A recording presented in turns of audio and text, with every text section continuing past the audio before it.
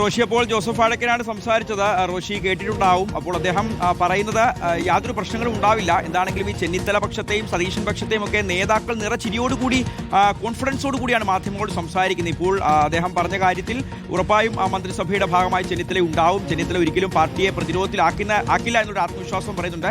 ഒപ്പം ഇനി മന്ത്രിസഭാ രൂപീകരണത്തിന് ശേഷം നടക്കാനുള്ള KPCC പ്രസിഡന്റ് സ്ഥാനത്തേക്ക് തന്റെ പേര് ചർച്ചയാവുന്നതിനെ കുറിച്ച് ചോദിച്ചപ്പോൾ അത് തള്ളിക്കളയുന്നുമില്ല.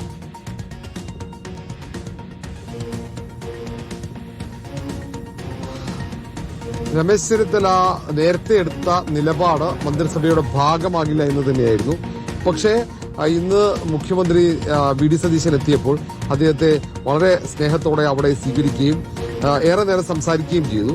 ആ കൂടിക്കാഴ്ചയിൽ നിയുക്ത മുഖ്യമന്ത്രി VD സതീശൻ മുന്നോട്ട് വെച്ചത് മന്ത്രിസഭയിൽ ഈ രമേശ് ചെന്നിത്തലയും ഭാഗമാകണം, മന്ത്രിസഭയിൽ തനിക്കൊപ്പം രമേശ് ചെന്നിത്തല ഉണ്ടാകണം, തന്റെ ഒരു ജ്യേഷ്ഠ സഹോദരനെ പോലെ ഉണ്ടാകണം എന്നായിരുന്നു. പക്ഷെ അതിന് അദ്ദേഹം വഴങ്ങിയിരുന്നില്ല. അതിന് മറുപടിയും അദ്ദേഹം പറഞ്ഞിരുന്നില്ല. അത് സ്വാഭാവികമായി ആ കാര്യത്തിൽ ഒരാശങ്ക VD സതീശനുണ്ടായിരുന്നു. ആ കൂടിക്കാഴ്ചയ്ക്ക് പിന്നാലെ തന്നെ VD സതീശൻ നേരെ പോയത് KPCC ആസ്ഥാനമായ ഇന്ദിരാഭവനിലാണ്. അവിടെ ദീപദാസ് മുൻഷി, സണ്ണി ജോസഫ് അടക്കമുള്ള നേതാക്കളുമായി അവിടെ നടന്ന ചർച്ചയുടെ വിശദാംശങ്ങൾ പങ്കുവച്ചു. അതിനുശേഷം അവർ ആ കാര്യത്തിൽ ഒരു വിശദമായ ചർച്ചയിലേക്ക് പോവുകയും ഒരു തീരുമാനമെടുക്കുകയും ചെയ്തു. പിന്നീട് ഹൈക്കമാൻഡ് പ്രതിനിധിയായ ദീപദാസ് മുൻഷി ACC സെക്രട്ടറിമാർ സഹപ്രവർത്തകരൊപ്പം തന്നെ വഴുതക്കാട് വസതിയിലെത്തിയാണ് രമേശ് ചെന്നിത്തലയുമായി 45 മിനിറ്റ് ദൈർഘ്യമുള്ള ചർച്ച നടത്തിയത്. ആ ചർച്ചയിൽ ഈ തീരുമാനത്തിലേക്ക് വരികയായിരുന്നു. ആ തീരുമാനം അത് നമുക്ക് ഇപ്പോൾ അറിയാൻ കഴിയുന്നത് രമേശ് ചെന്നിത്തലയെ കൂടി മന്ത്രിസഭയിൽ ഉൾപ്പെടുത്തുക എന്ന ഏറ്റവും പ്രധാനമായ ഒരു തീരുമാനത്തിലേക്ക് എത്തി എന്ന് തന്നെയാണ്. ഏതായാലും ആ തീരുമാനം അത് രമേശ് ചെന്നിത്തല അംഗീകരിക്കുക, അതിനപ്പുറം തന്നെ അത് AICCയുടെ സംഘടനാ ചുമതലയുള്ള ജനറൽ സെക്രട്ടറി KC വേണുഗോപാലിന്റെ കൂടി അംഗീകാരം വേണം. ഇപ്പോൾ ഒരു കരട് മന്ത്രിസഭാ പട്ടികയാണ് തയ്യാറാക്കിയിരിക്കുന്നത്. ആ കരട് പട്ടികയ്ക്ക് അംഗീകാരം ലഭിക്കണമെങ്കിൽ അത് സംഘടനാ ചുമതലയുള്ള ജനറൽ സെക്രട്ടറി KC വേണുഗോപാലിന്റെ സാന്നിധ്യം കൂടെ അനിവാര്യമാണ്. അതുകൊണ്ടാണ് KC വേണുഗോപാലിനെ കാത്തിരിക്കുന്നത്.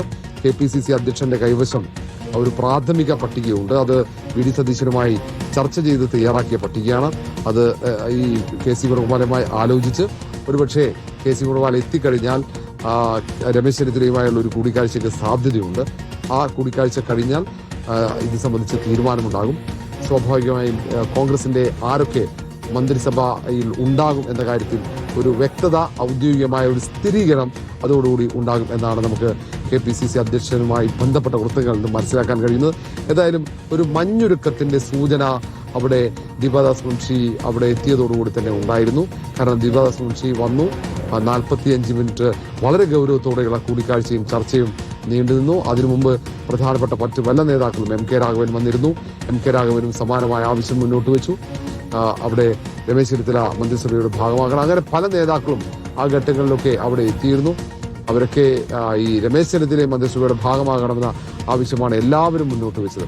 ഏതായാലും ഈ ആവശ്യത്തിനൊടുവിൽ ഹൈക്കമാൻഡിന്റെ സമ്മർദ്ദത്തിന് മുന്നിൽ രമേശ് ചെന്നിത്തല വഴങ്ങുന്നു എന്ന സൂചനകൾ പുറത്തു വരുന്നു.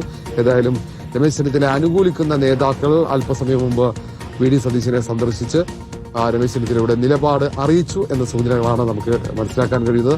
വളരെ പോസിറ്റീവായ ഒരു നിലപാടിലേക്ക് രമേശ് ചെന്നിത്തല എത്തുന്നു. നേരത്തെ ജോസഫ് വാഴക്കൻ രമേശ് ചെന്നിത്തലയുടെ ഏറ്റവും വിശ്വസ്തനായ കോൺഗ്രസ് നേതാവ് കൂടിയാണ്.